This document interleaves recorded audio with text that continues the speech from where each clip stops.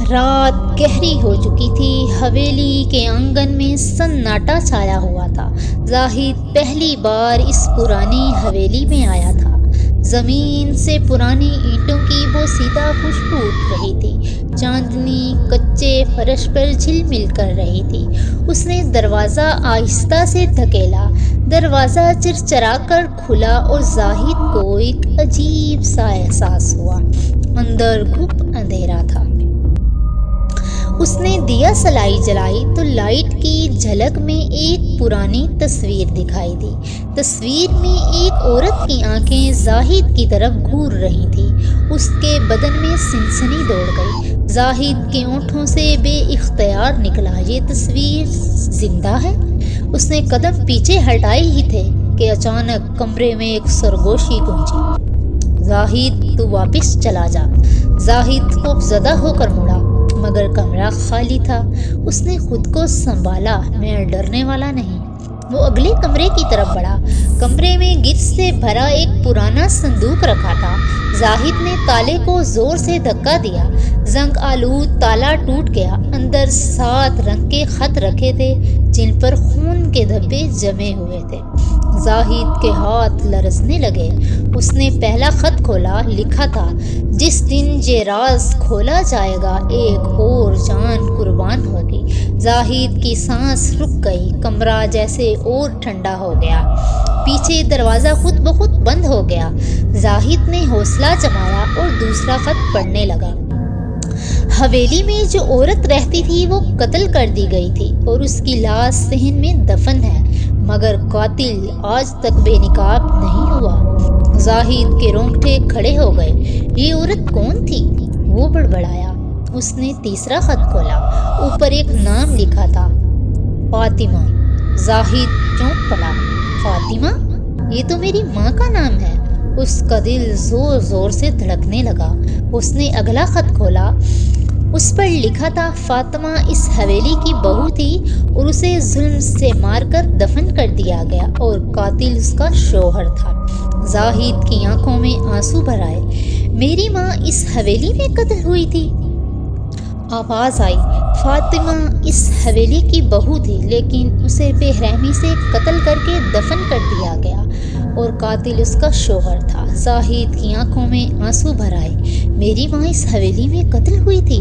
اچانک اسے ایسے لگا جیسے دیوار پر خون سے کچھ لکھا جا رہا ہو۔ اس نے دیکھا، قاتل تمہارا باپ ہے۔ زاہد کے قدم ڈگمگا گئے۔ میرا باپ قاتل؟ وہ ہکلا گیا۔ ایک لمحے کے لیے کمرہ لرزنے لگا۔ زمین سے مٹی جھڑنے لگی اور فرش کے نیچے سے سرگوشی ابھری۔ زاہد خوفزدہ ہو کر باہر بھاگا۔ آنگن میں کھڑکیاں ہل رہی تھیں اور دیواروں کے سائے دھڑک رہے تھے۔ چاندنی میں ایک عورت کا سایہ صاف دکھائی دے رہا تھا۔ وہ سایہ زاہد کی طرف بڑھ رہا تھا۔ آنکھوں سے آنسو بہہ رہے تھے، لب کانپ رہے تھے۔ میں فاطمہ ہوں۔ زاہد ساکت رہ گیا۔ سایہ بولتا گیا، بیٹا تمہارے باپ نے مجھے قتل کیا۔ میں عورت نہیں تھی، ایک انسان تھی جو انصاف چاہتی تھی۔ زاہد کی روح کانپ اٹھی، لیکن میرا باپ تو برسوں پہلے مر چکا ہے۔ سایہ بولا، مر گیا، مگر اس کا گناہ اب بھی اس حویلی میں قید ہے۔ جب تک سچ سامنے نہیں آئے گا اس حویلی کو سکون نہیں ملے گا۔ زاہد نے پوچھا، میں کیا کروں؟ سایہ بولا، میری قبر کھولو اور سچ کو دنیا کے سامنے لاؤ۔ زاہد نے حویلی کے صحن میں جا کر کھدائی شروع کی۔ مٹی سے ایک پرانا برتن نکلا۔ وہ کانپتے ہاتھوں سے مٹی ہٹانے لگا۔ چند لمحوں بعد ہڈیوں کا ایک ڈھانچہ ظاہر ہوا اور سایہ بولا، یہ میری قبر ہے زاہد۔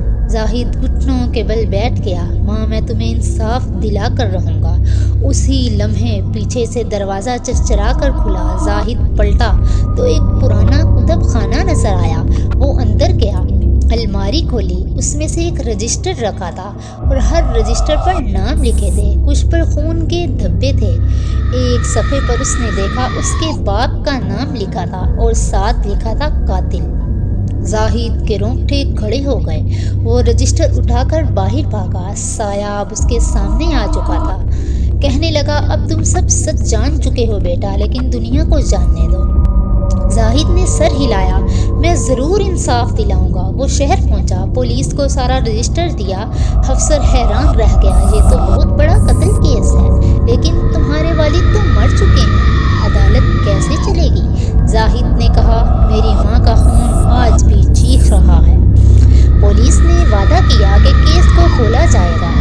زاہد کے دل کو سکون سا آ گیا، لیکن واپسی پر راستے میں ایک روشنی نظر آئی۔ اس نے پلٹ کر دیکھا، سائے پیچھے چل رہے تھے۔ وہ بھاگا، آخر کار حویلی پہنچا۔ دروازے خود بخود کھل گئے، ایک نیا کمرہ سامنے آ لچے۔ رات گہری ہو چکی تھی، حویلی کے آنگن میں سناٹا چھایا ہوا تھا۔ زاہد پہلی بار اس پرانی حویلی میں آیا تھا اور پیچھے ایک سرخ آنکھوں والا سایہ کھڑا تھا۔ آواز آئی، تم نے انصاف تو کر دیا، لیکن اب تمہاری باری ہے۔ زاہد چیخ اٹھا، آئینہ ٹوٹ گیا، ہر ٹکڑے میں اس کا خون آلود چہرہ نظر آ رہا تھا۔ وہ چیخ مار کر پیچھے ہٹا، آئینہ زمین پر گر کر ٹکڑے ٹکڑے ہو گیا اور ہر ٹکڑے میں اسے اپنی ڈری ہوئی صورت نظر آئی۔ سایہ دھیرے دھیرے قریب آتا گیا۔ تیرا باپ صرف قاتل نہیں تھا، بلکہ اس نے اور بھی بہت سے جرم کیے تھے، اور اب اس کا خون تمہاری رگوں میں دوڑ رہا ہے۔ زاہد لرز گیا، نہیں نہیں، میں اس جیسا نہیں ہوں۔ پرچھائیاں ہنسنے لگی، یہ تقدیر ہے، تم اس کی نسل سے ہو اور اس کا گناہ تمہارے ساتھ جڑا رہے گا۔ زاہد کی چیخیں حویلی میں گونج گئی، صحن میں دوبارہ سناٹا چھا گیا، ہوا ٹھنڈی ہو گئی، چراغ بجھ گئے، تصویر کی آنکھیں اب مسکرا رہی تھی۔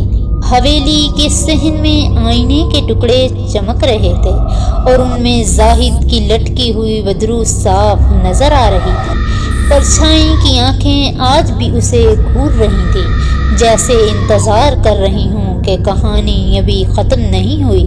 زاہد کی روح حویلی میں قید ہو گئی، وہ اب خود ایک پرچھائی بن چکا تھا۔ پرانی دیواریں اس کی چیخوں کو اپنے اندر دفن کر رہی تھیں۔ آج بھی حویلی ابھی بھی ویران ہے، لیکن اگر کوئی رات کو اندر جائے تو اسے زاہد کی چیخیں صاف سنائی دیتی ہیں۔ اس نے اپنی ماں کو تو انصاف دلا دیا، مگر اپنی آزادی کبھی حاصل نہ کر پایا۔